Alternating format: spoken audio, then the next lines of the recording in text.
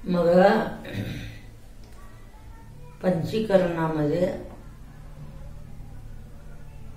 सर्व सुखाचं प्राप्ती, दुःखाचा निवृत्ती, मोक्ष कसं व्हायला, सुख कसे मिळायला. म्हणून एक जीव तो म्हणाला, बाबा तू श्रोत्रिय ब्रह्मनिष्ठ गुरुला शरण जा. मग शरण गेल्यावर मग त्याने तुला प्रतिपादन करते. मग तो विचार केला, मी आता मोक्ष संपादन करून घ्यावा म्हणजे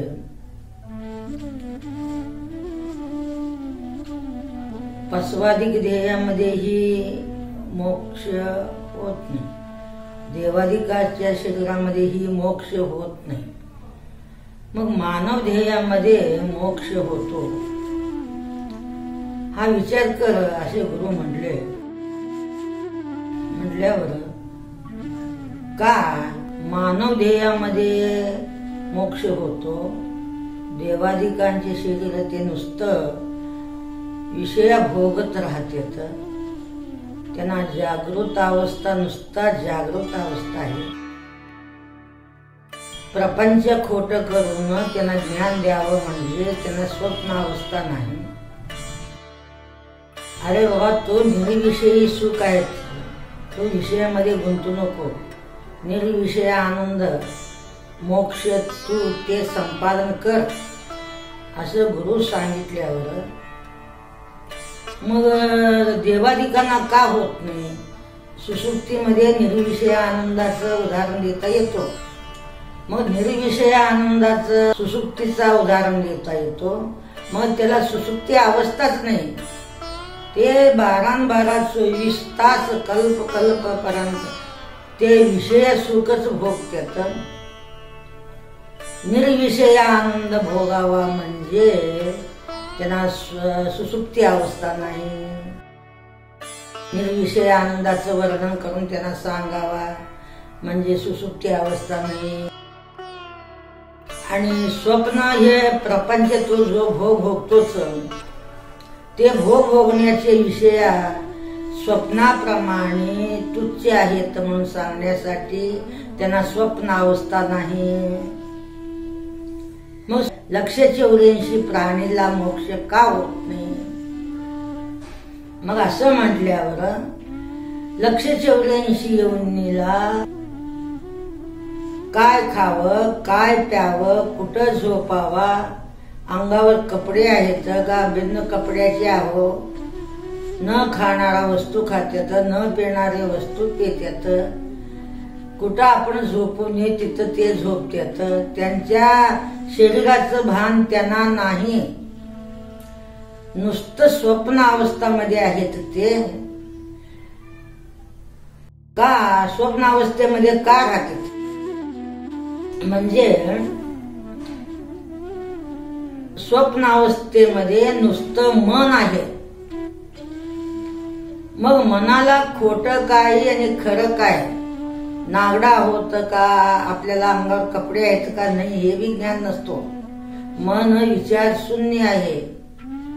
आता एखादा आपल्या घरामध्ये कोण तर मेला 1 महिनाभर झालं, नवरा गेलेला आहे, सगळं तिला माहिती आहे.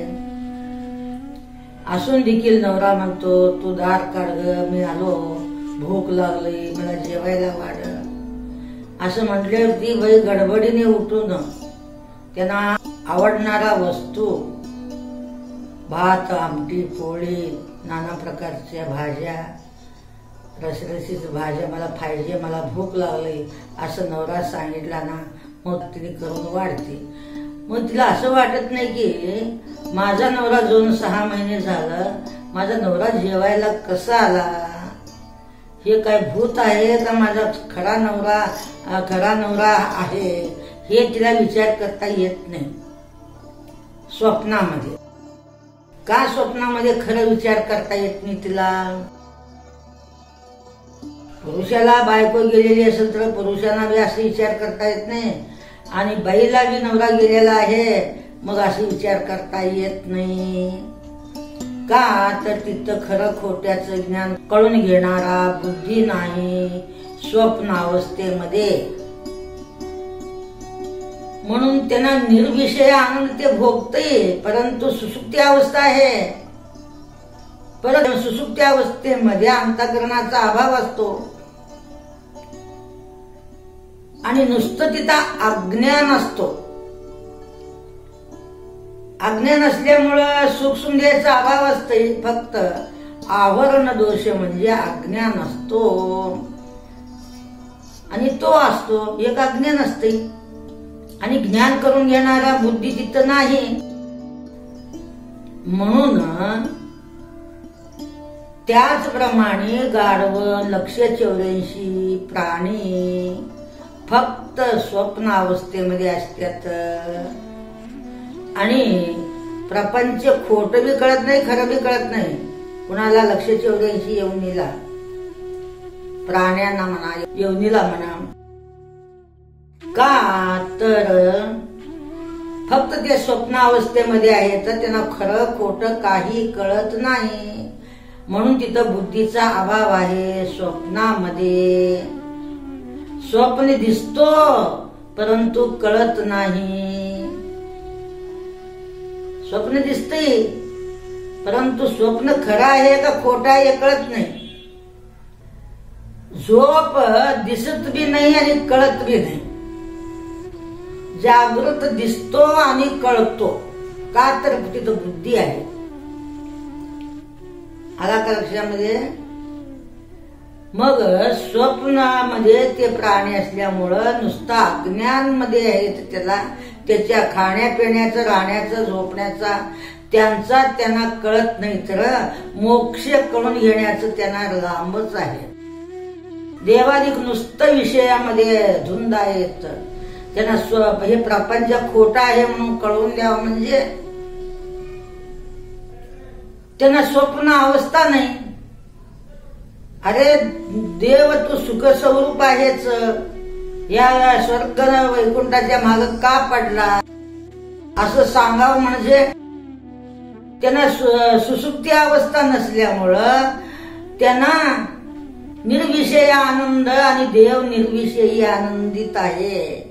विषया बिगर आनंदी आहे देव स्वरूप. ह्या देव लोकांना कळत नाही म्हणून ते मोक्षाचे अधिकारी नाहीत. आणि 184 योनी यांना कशाच शुद्धी नाही. स्वप्नावस्था असल्यामुळं यांना विचार करता येत नाही. म्हणून हेही सुखाचे मोक्षाचे अधिकारी नाहीत. म्हणून फक्त मानव ध्येया मोक्षाचा अधिकारी आहे. मुक्त होण्याचा अधिकार आहे.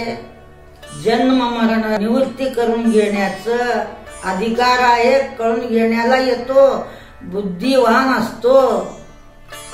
संसार खोट म्हणून सांगावं म्हणजे अरे बाबा तू झोपीमध्ये दरिद्री होताच आणि स्वप्नामध्ये राजा झाला.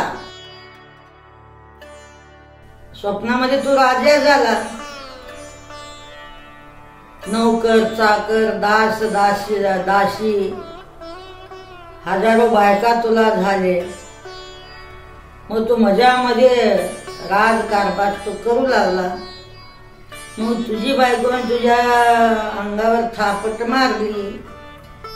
उठा लवकर वेळ झाला असं म्हटल्यावर तू गडबडून उठला. उठून तू गप बसलेला आहे नाही स्वप्नातून हसू लागला. का हो असं का हसता म्हणून बायको विचारले. अगं माझ्या सुखाचं तू भंग केली.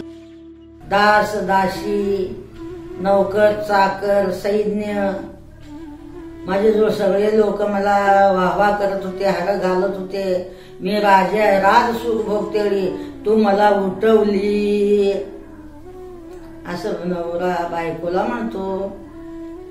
मग तो रडत बसला का हसला म्हणजे अहो ते खोट स्वप्न ऐश्वर्य भोगला परंतु ते ऐश्वर्य जागृत होताना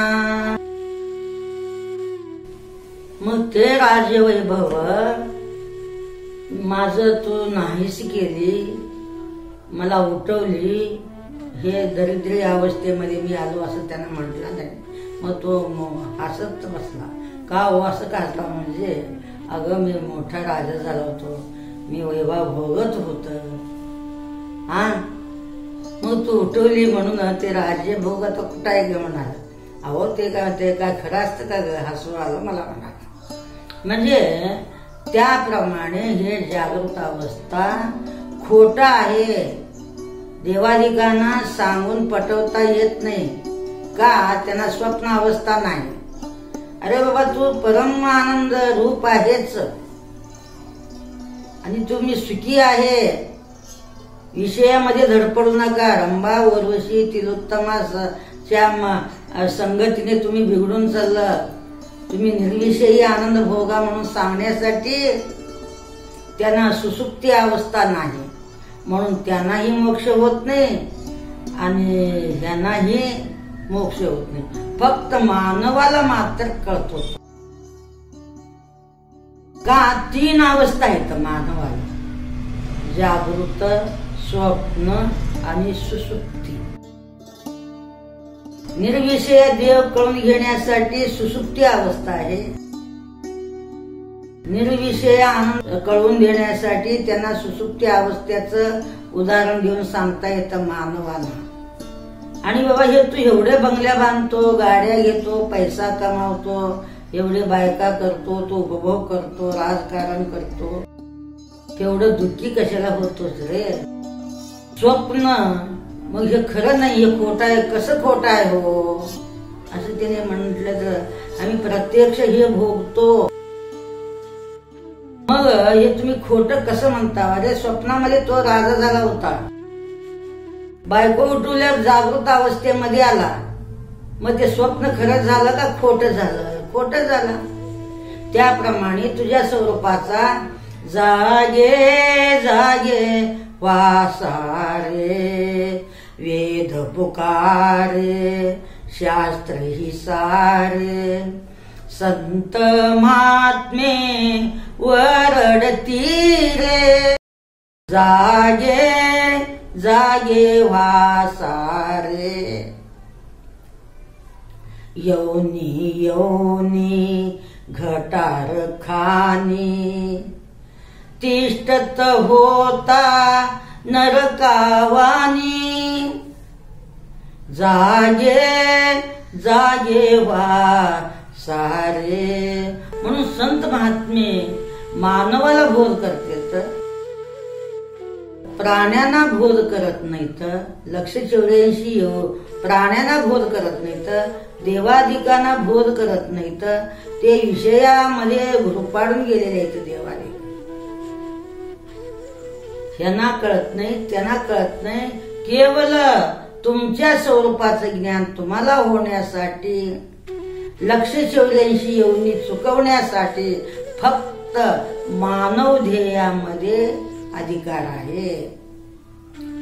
भाव भक्तीने धरा गुरु चरण, महावाक्याचा करा श्रवण. भाव भक्तीने धरा गुरु चरण, महावाक्याचा करा श्रवण.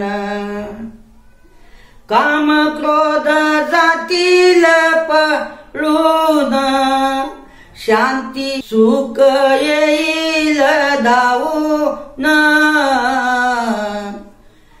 भाव भक्तीने धरा गुरु चरण, महावाक्याचा करा श्रवण. महावाक्याचं तुम्ही श्रवण करा. महावाक्य म्हणजे तत् म्हणजे तो, त्वम म्हणजे तू, तेच तू आहेच. याला महावाक्य म्हणतात. हे महावाक्य तेच तू, तूच ते, तुम्हा दोघा ठिकाणी भेद नाही असं महावाक्य सांगतो. जगामध्ये पुष्कळ मंत्र आहेत, यंत्र आहेत, तंत्र आहेत, परंतु ते महावाक्य तुम्हाला तूच ते, तेच तू असं सांगत नाही. जगाला अधिष्ठान ब्रह्म, स्थूल ध्येयाला अधिष्ठान सच्चिदानंद रूप जीव, या ध्येयाला अधिष्ठान म्हणून फक्त महावाक्य सांगतो. सगळे यंत्र मंत्र देव तुमच्या अपेक्षा वेगळा आहे, देवापेक्षा तुम्ही वेगळे आहेत. आणि ते देव तुम्ही कसं होताल आणि तुम्ही ते देव होत नाही ते देव मानव कसं होईल असं भेद दाखवते.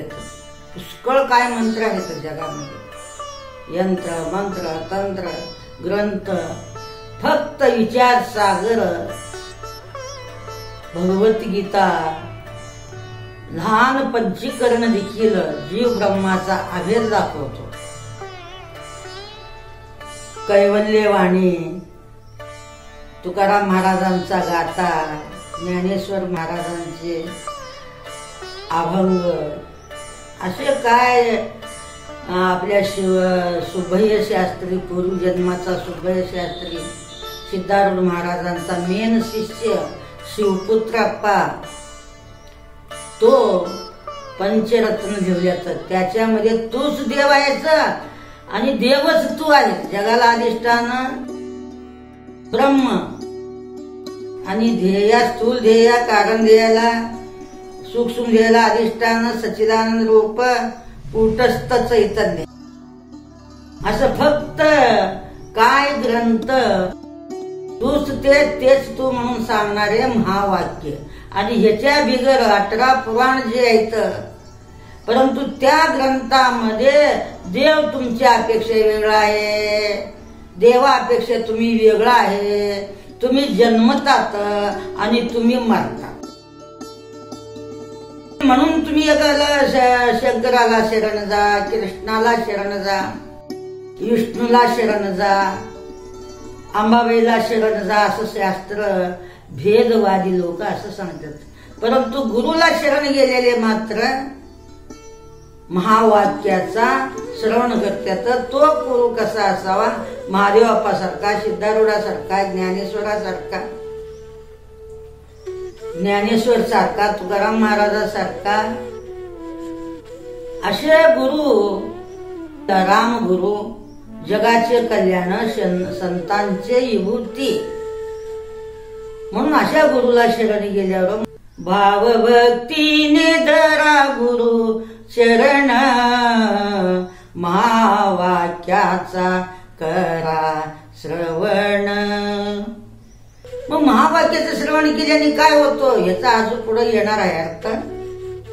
काम क्रोध जातील पळून, सुख शांती येईल धावून, भावभक्तीने धरा गुरु चरण, महावाक्याचा करा श्रवण. नरध्येया देवाचे महाद्वार, म्हणून देव ही देवाचे द्वार नव, देवादिकांचं ध्येय ही देवाचं द्वार नव.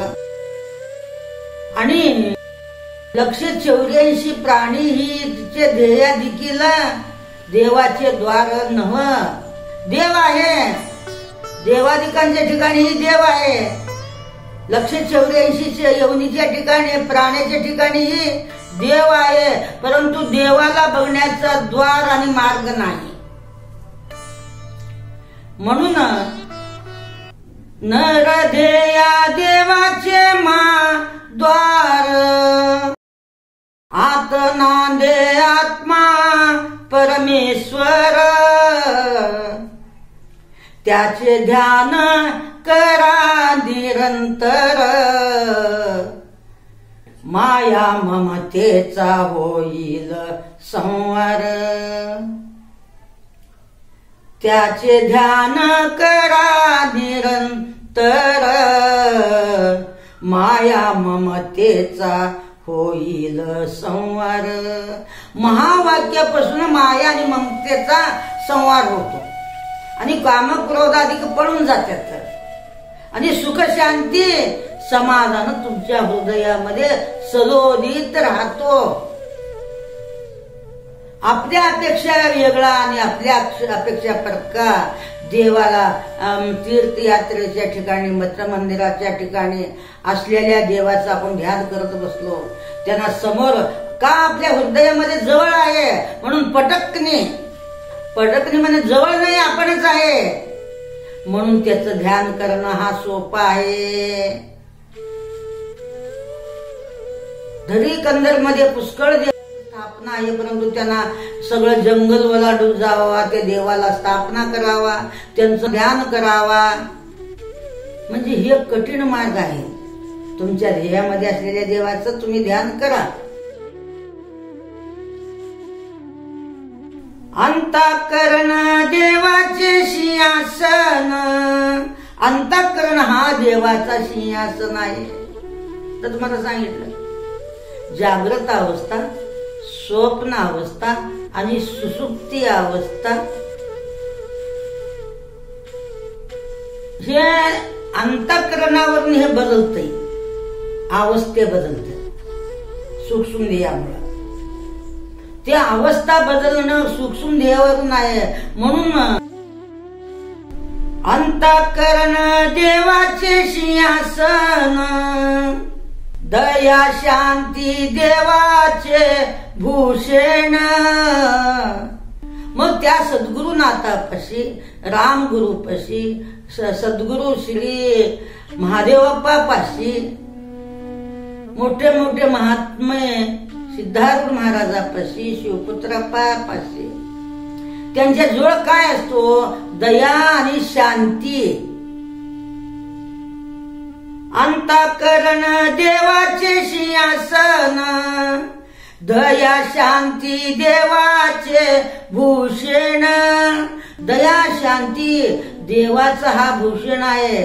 ते दया शांती खऱ्या संत महात्म्याजवळ राहतो. म्हणून तुमच्या हृदयातला देव तुम्हाला दाखवून देतात.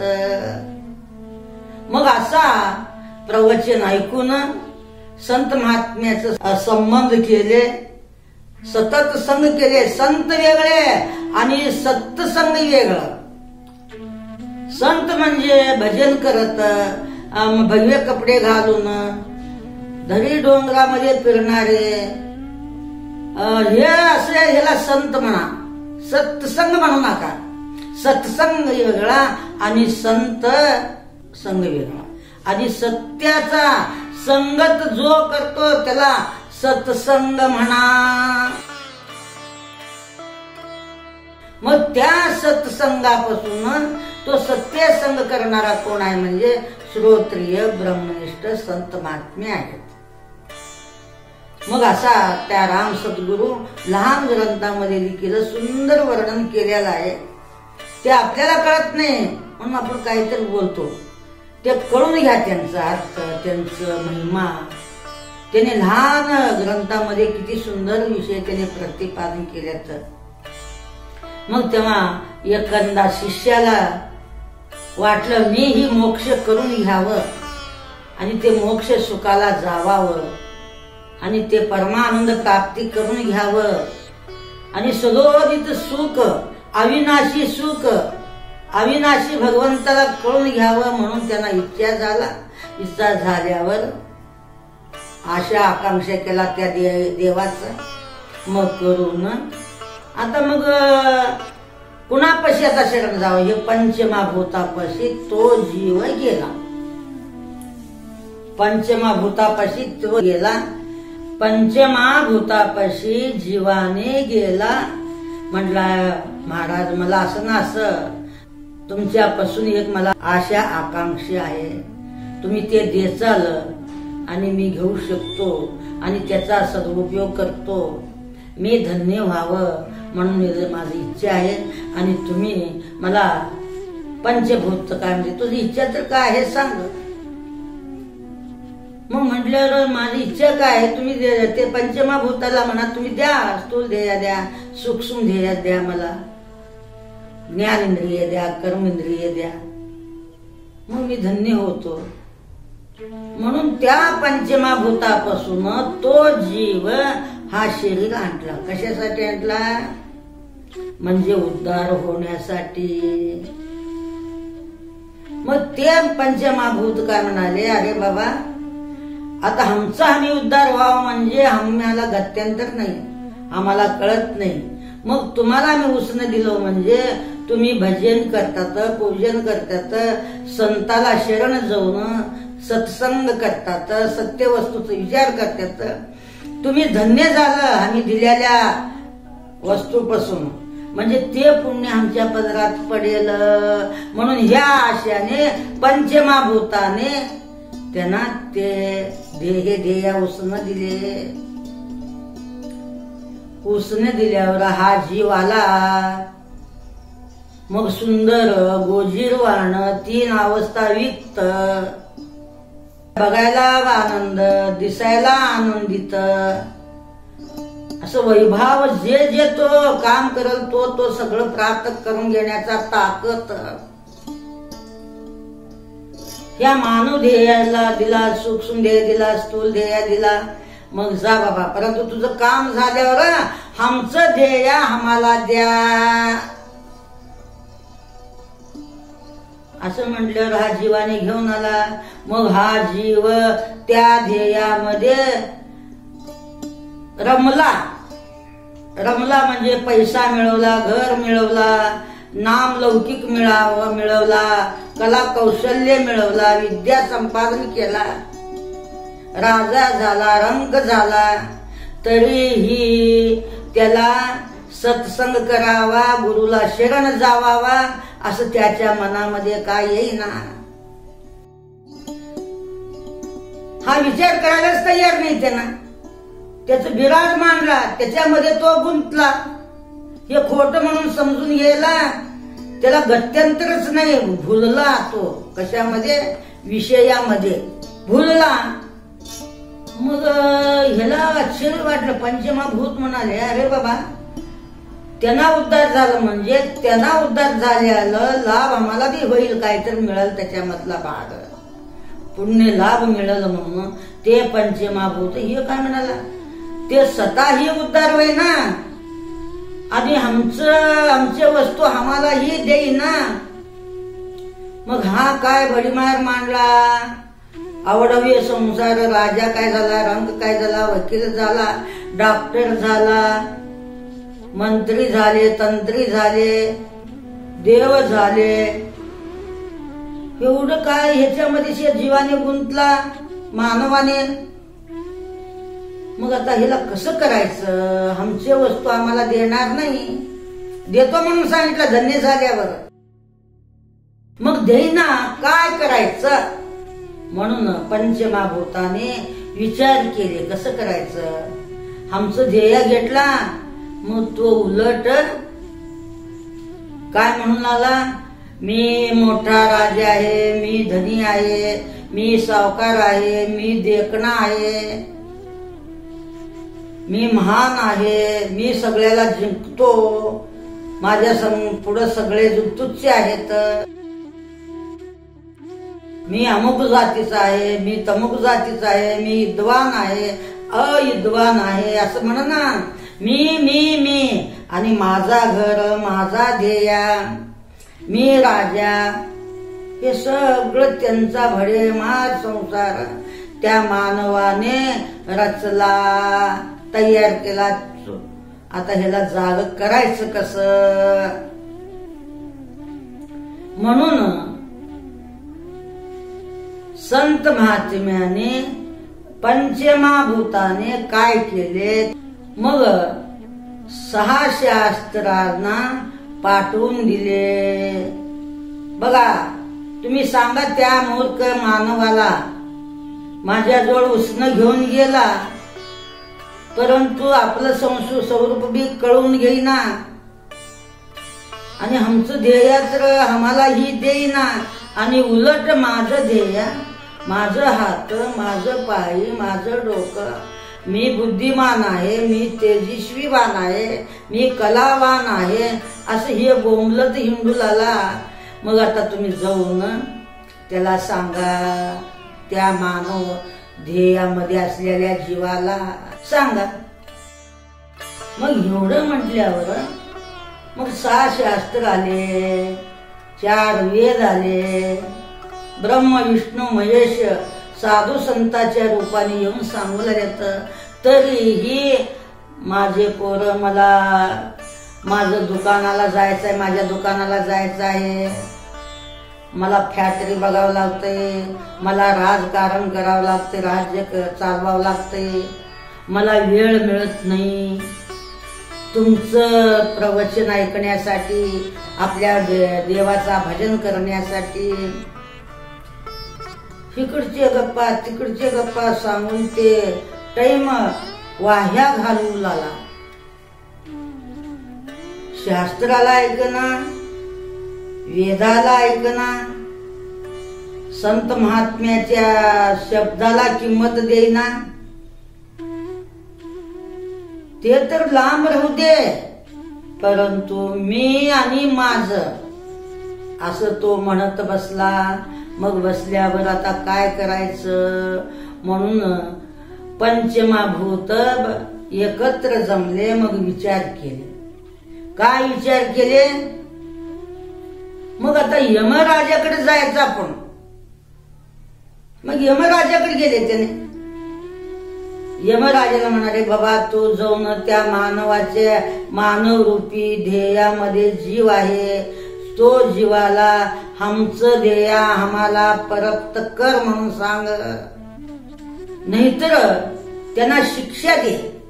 मग तो यमधर्मराजाला, अरे बाबा हा ध्येय पंचमभूताचा आहे, सूक्ष्म ध्येय पंचमभूताचा आहे, स्थूल ध्येय पंचमभूताचा आहे, त्याचा ध्येय त्यांना देऊन टाक.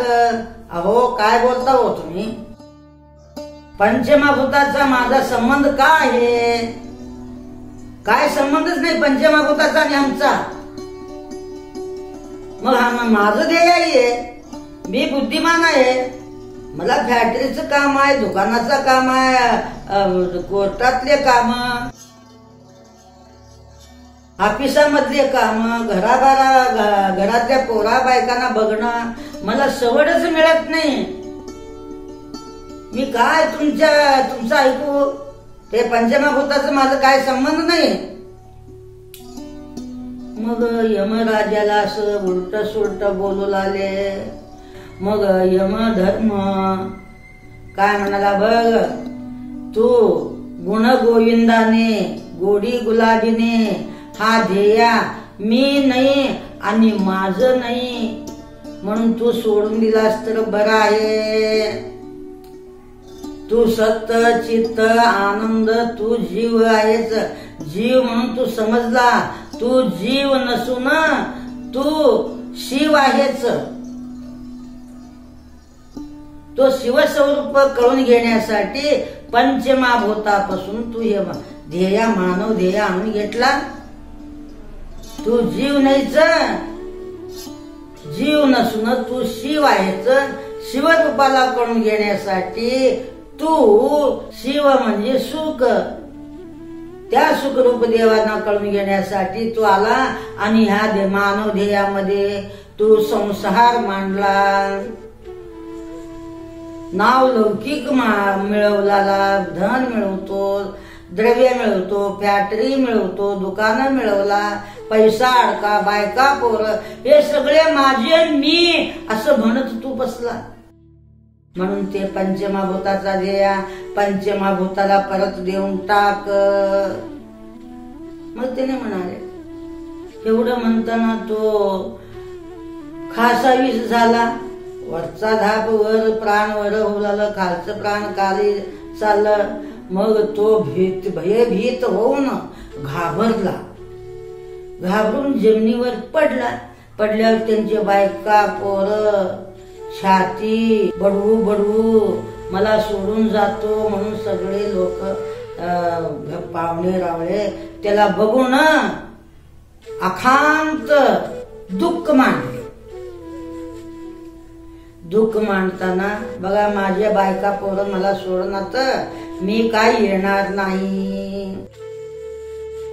अरे तू आलास बर, नाही आलास तर तुझ्या स्वरूपाला तू ओळख, तुझ्या स्वरूपाला तू जाण. तू नर नाहीच, तू नारायण रूप आहेच.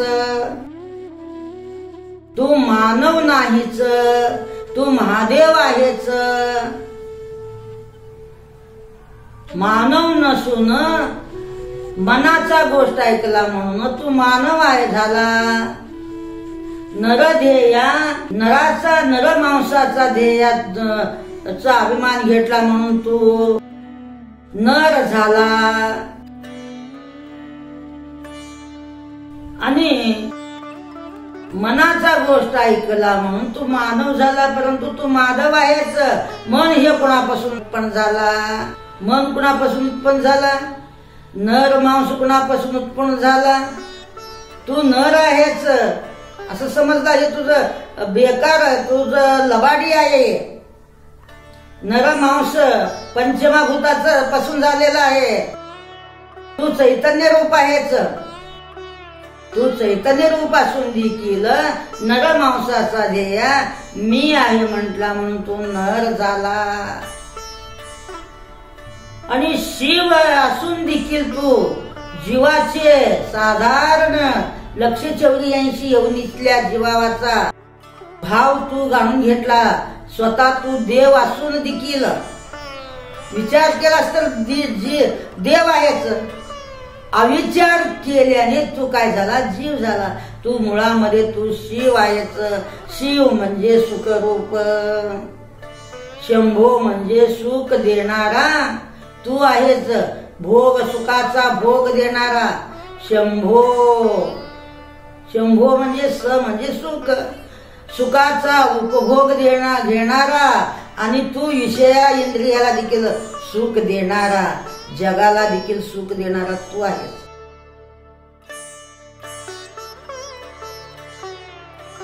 म्हणून अरे बाबा तू शहाणा हो. आता शहाणा हो. तू जर करता पंचमभूताचा ध्येय पंचमभूताला नाही दिला म्हणजे 184 योनी रूपी कारागीर मध्ये तुला टाकणार आहे. पंचमभूताचा ध्येय पंचमभूताला तू वापस कर. वापस करून तुझ्या अधिष्ठान रूपी ब्रह्मस्वरूपाच्या ठिकाणी ऐक्य हो. त्यांचं ध्येय त्यांना देऊन टाक.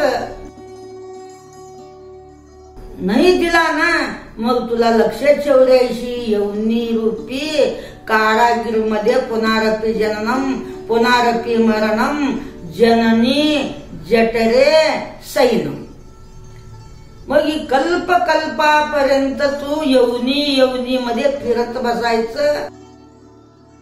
फिरत बसायला कारागिरी कायदा करणार आहेत, नरकामध्ये टाकणार आहेत. मग तू चांगला विचार कर. नाही विचार करून तुझ्या स्वरूपाला जाणं, महादेवाला जाणं, नारायणला जाणं. नारायण म्हणजे कोण? न रद्द होणारा म्हणजे नारायण. हा जग रद्द होतो, नाहीच होतो. आता संसारामध्ये म्हणतात अहो तुम्ही काय दुकान ठेवणार तर दुकान ठेवलं का? नाही हो आमचं रद्द झालं असं म्हणतात. नारायण ह्याचा अर्थ काय आहे? न रद्द होणाऱ्या वस्तूला नारायण म्हणावं. हा नामरूपात्मक जग नाहीच होतो म्हणून याला नारायण कसा आहे? रद्द होत नाही. हे जग रद्द होतो. न रद्द होणारा वस्तू म्हणजे सच्चिदानंद रूप. त्या सच्चिदानंद रूप परमेश्वराला तू जाण. ते परमेश्वर मग हे जाणता केव्हा येतंय तुला? तू त्यांच्याजवळ जे उसना आणून तू जो व्यवहार मांडला,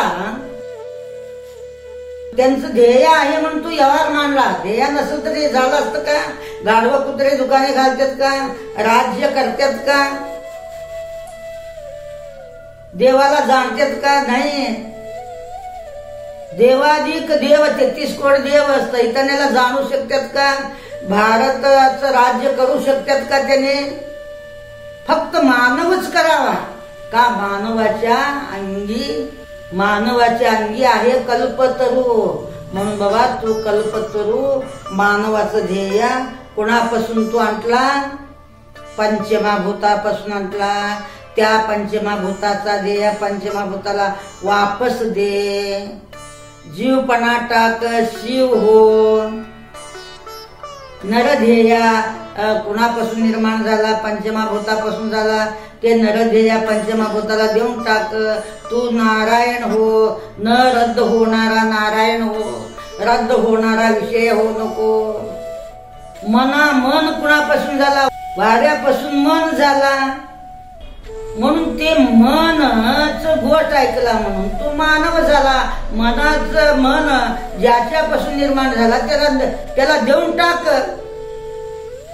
मग तो महादेव आहेच. महादेव म्हणजे पंचमाभूताच्या ओत प्रोत अंतर बाह्य मागे पुढे उभं राहणारा, तू सगळ्या ठिकाणी राहणारा तू देव आहेच. एवढं म्हटल्याने मग जीव आता पुढं काय करतो? मग त्यांना प्रश्न करतो. मग लक्ष ठेवले 80 प्राण्यांमध्ये पुनरपि जननम पुनरपि मरणम जननी जठरे सैनम. चरबट पंजरमध्ये जगद्गुरु श्रीमद जगद्गुरु शंकराचार्य सांगितलेले आहेत. ह्या नरकापासून तू मुक्त होणार, जेलमध्ये पडणार आहेस का कल्पकल्पापर्यंत? पंचमाभूताचं जे अंश, अग्नीचा अंश कोणता आहे, वायूचा अंश कोणता आहे, पृथ्वीचा अंश कोणता आहे, जलाचा अंश काय आहे, आकाशाचा अंश कोणता आहे, हे मला पटवून कळवून सांगा. मला कळनात